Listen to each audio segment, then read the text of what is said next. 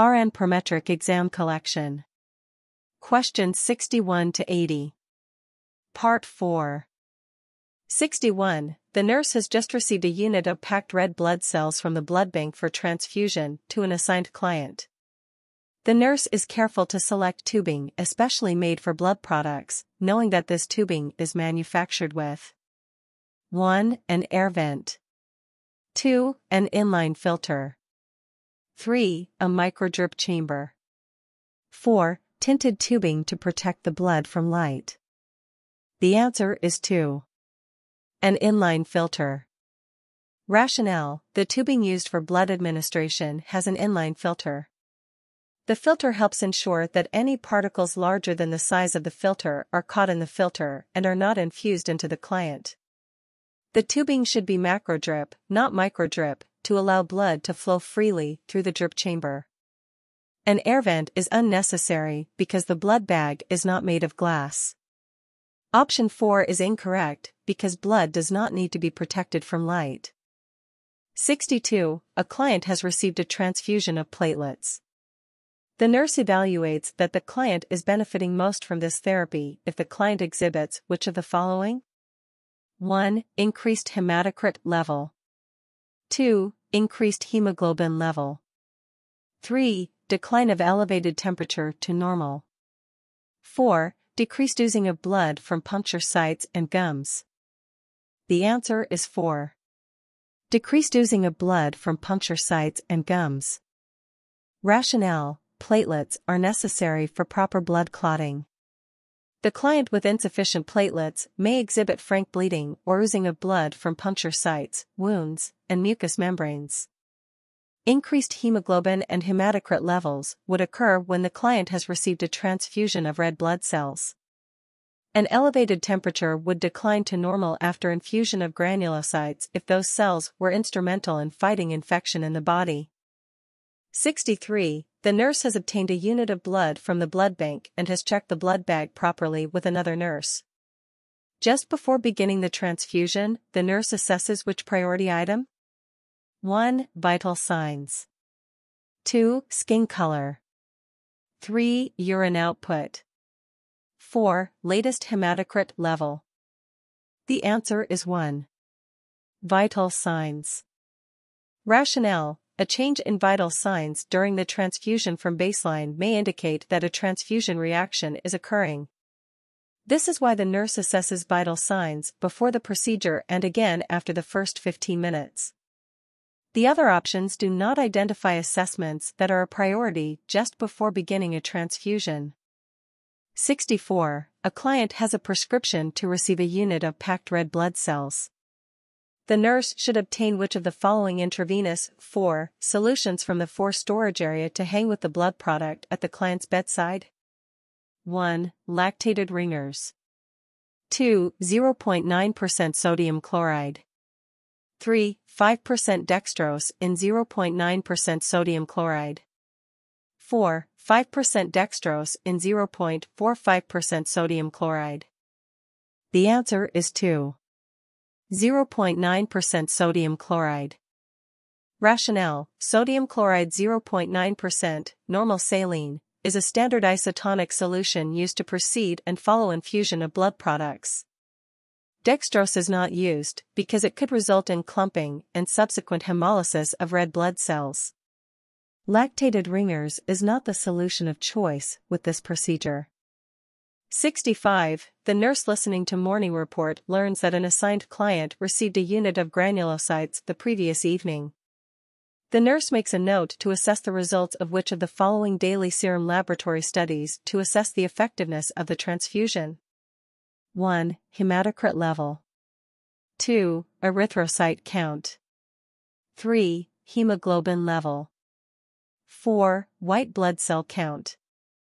The answer is 4. White blood cell count.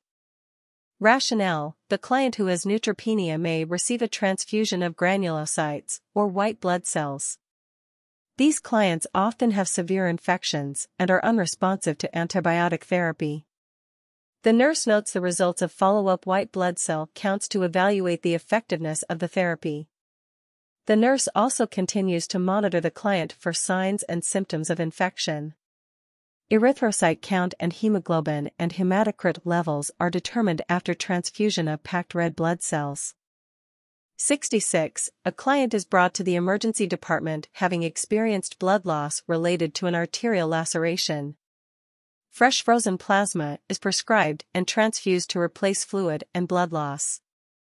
The nurse understands that the rationale for transfusing fresh frozen plasma in this client is 1. To treat the loss of platelets. 2. To promote rapid volume expansion. 3. That the transfusion must be done slowly. 4. That it will increase the hemoglobin and hematocrit levels. The answer is 2. To promote rapid volume expansion.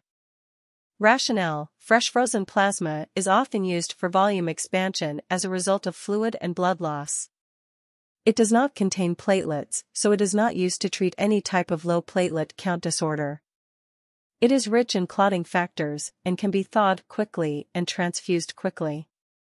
It will not specifically increase the hemoglobin and hematocrit level.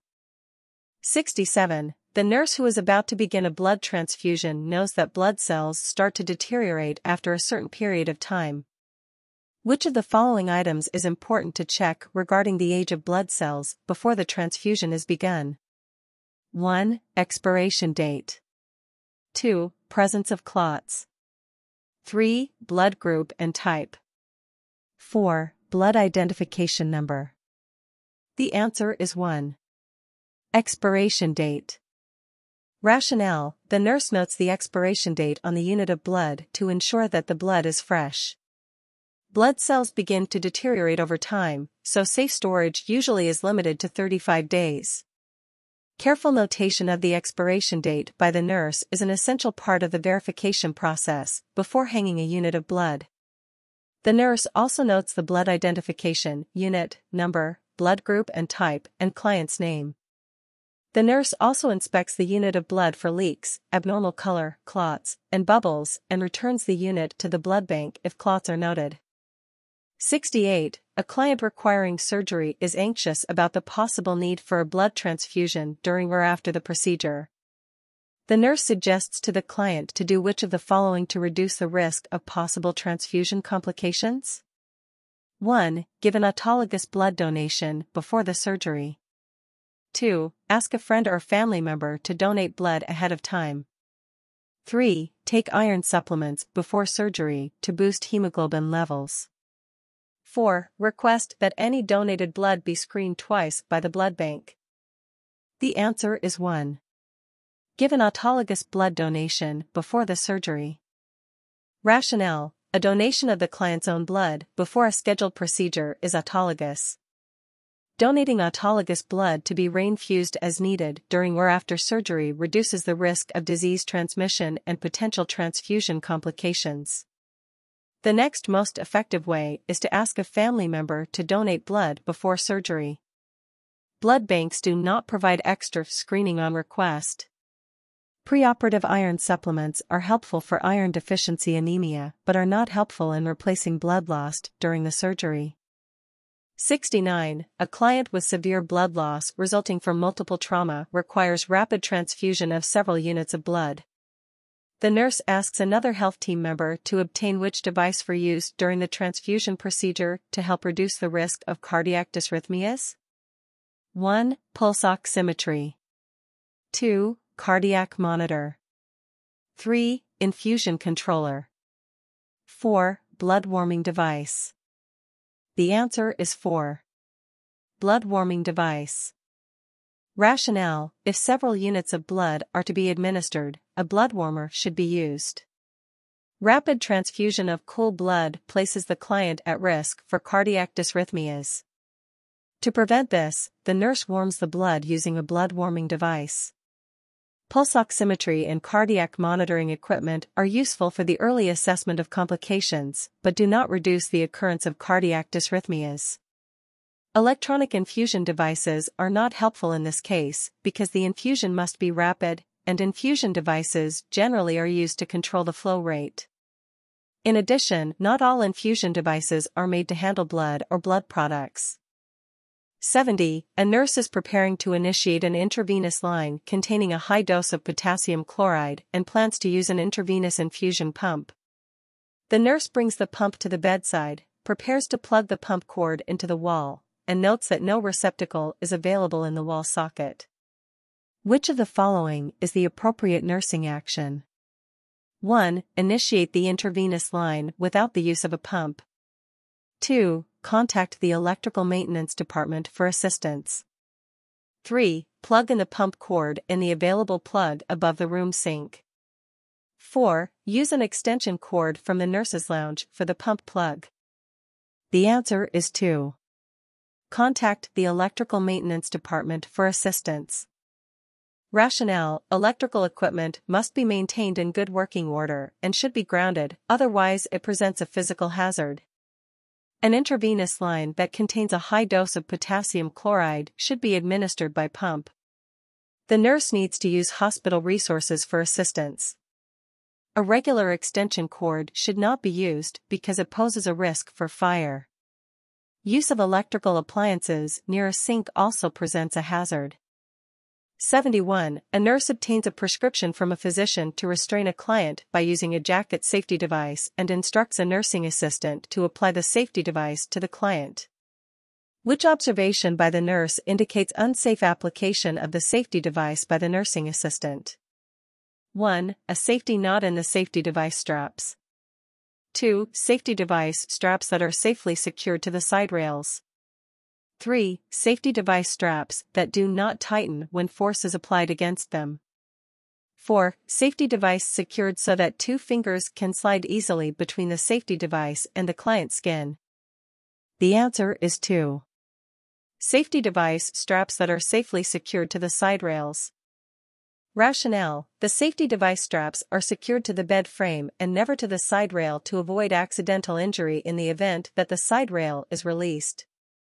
A half-bow or safety knot should be used for applying a safety device because it does not tighten when force is applied against it and it allows quick and easy removal of the safety device in case of an emergency. The jacket safety device should be secure, and 1 to 2 fingers should slide easily between the safety device and the client's skin. 72. The nurse is caring for a client with meningitis and implements which transmission-based precautions for this client? 1. Private room or cohort client. 2. Personal respiratory protection device. 3. Private room with negative airflow pressure. 4. Mask worn by staff when the client needs to leave the room. The answer is 1. Private room or cohort client. Rationale: meningitis is transmitted by droplet infection. Precautions for this disease include a private room or cohort client and use of a standard precaution mask. Private negative airflow pressure rooms and personal respiratory protection devices are required for clients with airborne disease such as tuberculosis. When appropriate, a mask must be worn by the client and not the staff when the client leaves the room. 73. A nurse is giving a report to a nursing assistant who will be caring for a client who has hand restraints, safety devices. The nurse instructs the nursing assistant to check the skin integrity of the restrained hands. 1. Every 2 hours. 2. Every 3 hours. 3. Every 4 hours. 4. Every 30 minutes. The answer is 4. Every 30 minutes. Rationale: the nurse should instruct the nursing assistant to check safety devices and skin integrity every 30 minutes.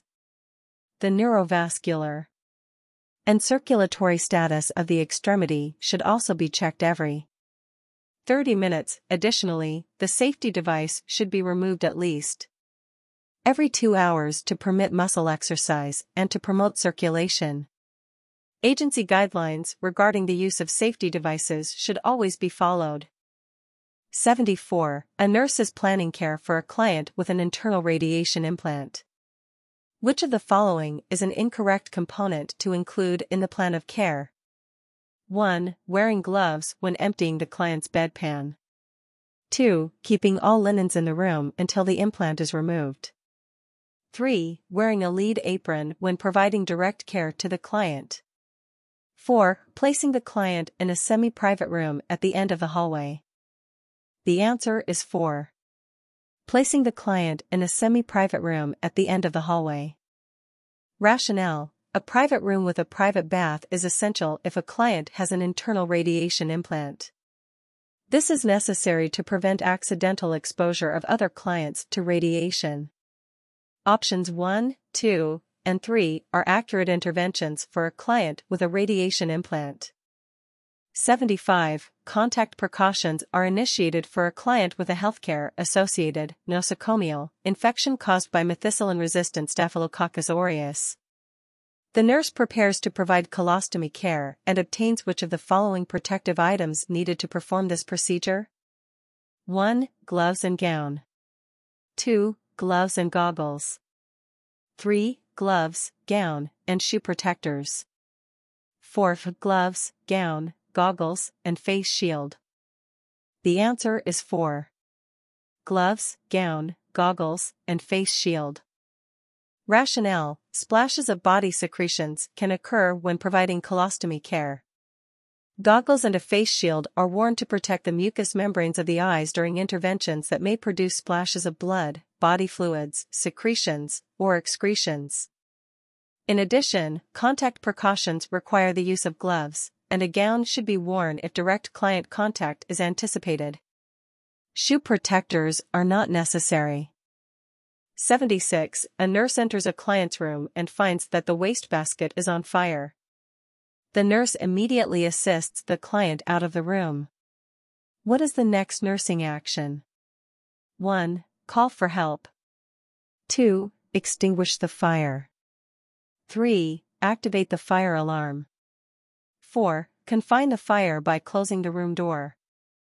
The answer is 3. Activate the fire alarm. Rationale: the order of priority in the event of a fire is to rescue the clients who are in immediate danger. The next step is to activate the fire alarm. The fire then is confined by closing all doors, and, finally, the fire is extinguished. 77. An emergency department nurse receives a telephone call and is informed that a tornado has hit a local residential area and that numerous casualties have occurred. The victims will be brought to the emergency department. The initial nursing action is which of the following? 1. Prepare the triage rooms. 2. Activate the emergency response plan. 3. Obtain additional supplies from the central supply department. 4. Obtain additional nursing staff to assist in treating the casualties. The answer is 2. Activate the emergency response plan. Rationale: in an external disaster, a disaster that occurs outside of the institution or agency, many victims may be brought to the emergency department for treatment. Although options 1, 3, and May 4 be components of preparing for the casualties, the initial nursing action must be to activate the emergency response plan. 78. A nurse has just reassessed the condition of a postoperative client who was admitted 1 hour ago to the surgical unit. The nurse plans to monitor which of the following parameters most carefully during the next hour. 1. Urinary output of 20 ml per hour. 2. Temperature of 37.6 C, 99.6 F. 3. Blood pressure of 100/70 mmHg. 4. Serous drainage on the surgical dressing. The answer is 1. Urinary output of 20 ml per hour. Rationale: urine output should be maintained at a minimum of 30 ml per hour for an adult. An output of less than 30 ml for each of 2 consecutive hours should be reported to the physician. A temperature higher than 37.7 / C, 100 / F, or lower than 36.1 / C, 97 / F, and a falling systolic blood pressure, lower than 90 mm of mercury, are usually considered reportable immediately. The client's preoperative or baseline blood pressure is used to make informed postoperative comparisons. Moderate or light serous drainage from the surgical site is considered normal. 79. A postoperative client asks a nurse why it is so important to deep breathe and cough after surgery. When formulating a response, the nurse incorporates the understanding that retained pulmonary secretions in a postoperative client can lead to 1. Pneumonia. 2. Fluid imbalance. 3. Pulmonary embolism. 4. Carbon dioxide retention. The answer is 1. Pneumonia. Rationale: postoperative respiratory problems are atelectasis, pneumonia, and pulmonary emboli. Pneumonia is the inflammation of lung tissue that causes productive cough, dyspnea, and lung crackles. Fluid imbalance can be a deficit or excess related to fluid loss or overload. Pulmonary embolus occurs as a result of a blockage of the pulmonary artery that disrupts blood flow to one or more lobes of the lung. This is usually due to clot formation. Carbon dioxide retention results from an inability to exhale carbon dioxide in conditions such as chronic obstructive pulmonary disease. 80. A client with a perforated gastric ulcer is scheduled for surgery. The client cannot sign the operative consent form because of sedation from opioid analgesics that have been administered. The nurse should take which appropriate action in the care of this client? 1. Obtain a court order for the surgery. 2. Send the client to surgery without the consent form being signed. 3. Have the hospital chaplain sign the informed consent immediately. 4. Obtain a telephone consent from a family member, following agency policy. The answer is 4. Obtain a telephone consent from a family member, following agency policy. Rationale: every effort should be made to obtain permission from a responsible family member to perform surgery if the client is unable to sign the consent form. A telephone consent must be witnessed by 2 persons who hear the family member's oral consent. The 2 witnesses then sign the consent with the name of the family member, noting that an oral consent was obtained. Consent is not informed if it is obtained from a client who is confused, unconscious, mentally incompetent, or under the influence of sedatives. In an emergency, a client may be unable to sign and family members may not be available. In this situation, a physician is permitted legally to perform surgery without consent. Options 1 and 3 are not appropriate in this situation. Also, agency policies regarding informed consent should always be followed.